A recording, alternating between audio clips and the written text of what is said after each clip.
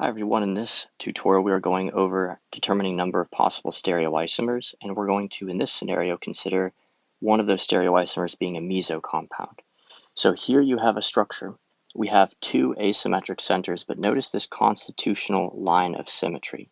Okay, two asymmetric centers, no other stereocenters are present, and there's this constitutional line of symmetry.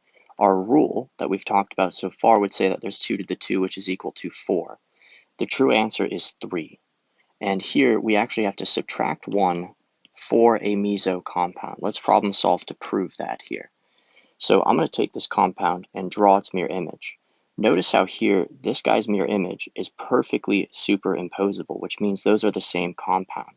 So that means that's not a possible stereoisomer because it is the same compound.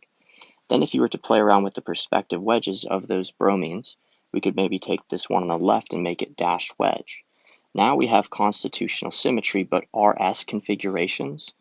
This molecule is chiral, which means it has an enantiomer. I've drawn the mirror image. These are non-superimposable mirror images. And so for our molecule now, we kind of played around with cis and trans, and we problem solved to show that there's 1, 2, 3 possible stereoisomers. Your 2 to the n rule assumes that for any set of configurations, there will be an enantiomer. Does that make sense? So like here, we're assuming that for SS, there is a RR. Here we're assuming in our rule that there's an RS, so there should be an SR enantiomer. But we know that the mirror image is superimposable because this stereoisomer pictured here is meso.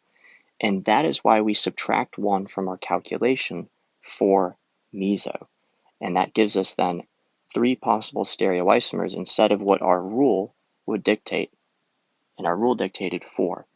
So if you see that constitutional line of symmetry, I want you to do 2 to the n, but then subtract 1 for a meso compound that you would have, and you will get the correct answer.